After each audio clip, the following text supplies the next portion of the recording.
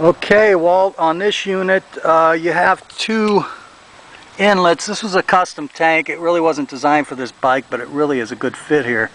You have a valve on each side. This would be off, and then this would be on. It's going to arrive in the off position, so just turn them both in the on position. I've got them hooked together here because the tunnel is so high in this tank. You have to be careful in putting in the fuel because we had to put this Harley inlet in here, and the fuel will go in the tank nicely, but it's got a real high tunnel, so you just got to take your time filling it. And because the inlets sit so high on the bike, you're going to have to keep quite a bit of gas in here in order to make sure that you've got enough fuel. So fill it up, and that'll last you a long time in this thing.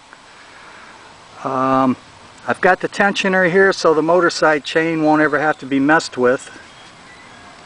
I've got jack shaft assembly here. This stuff is all tight and right. If you ever do get loose here, you can just use the tweakers. Just move it evenly both sides. This is your shifter. You can see the slack in third. That's what you want. That's normal. Second, first. If you feel slippage in second, it's likely that the cable has stretched a little, so just tighten this adjuster a hair and then use the lockdown nut to lock it in place. But right now it seems to be just perfect, and we've gotten quite a bit of riding on it, so I don't anticipate it stretching much more. This is a bicycle hub that we are pushing beyond its design limits, but I've had pretty good success so far. But I've tried to set this up where you won't have to deal with the chains. Basically won't have to deal with anything except maybe adjusting the brake pads as they wear. On this unit there's two ways to start it. You can kick start it or do a rolling start. I'm going to show you the kickstart right now, and then I'll have Bob show you the rolling start. You can't drop the clutch like the other bikes and start it. It just isn't set up to be able to be done that way. Okay, Walt, here's your choke.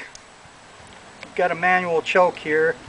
These things like choke, but this thing runs so good it don't need much choke. Let me try just a little, and especially with cold weather.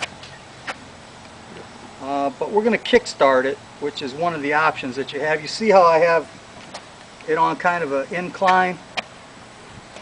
Get your foot in a good position, let the clutch out, and I'm going to kick over the motor with the rear end off the ground.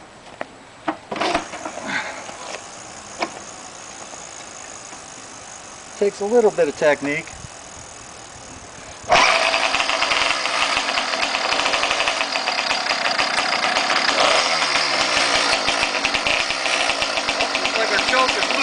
Tighten that up. That's how you kickstart it. So let the clutch out.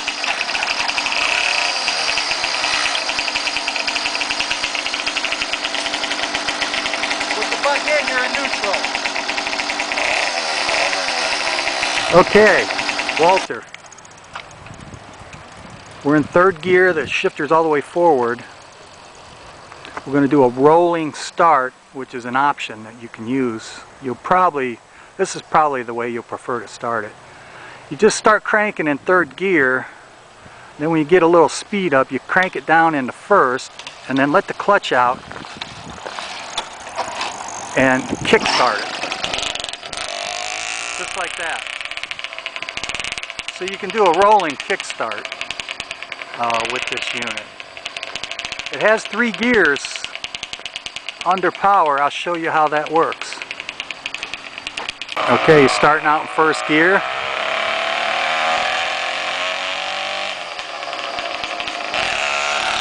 Second. Third. We don't know how fast it goes, but third gear is 133% of second gear, so Second gear is like your typical maybe 39, 42 sprocket on a Stingray. The beauty with that unit is that you just kick it down into first, come out of the hole. He forgot to put it in first, so he stalled it. We're still learning how to ride the thing. He's trying to kick-start it. There he goes. Kick-started it. He's in first. Sounds like it's loading up a little, but I think braking will take care of most of that.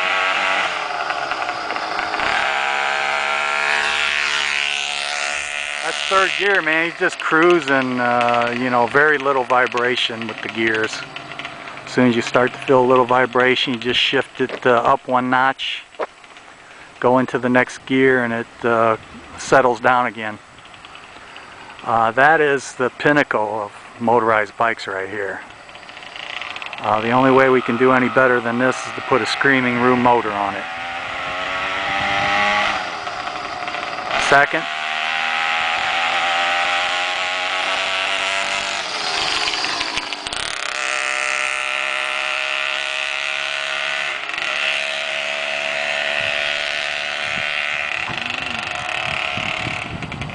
So that's about as good as it gets right there.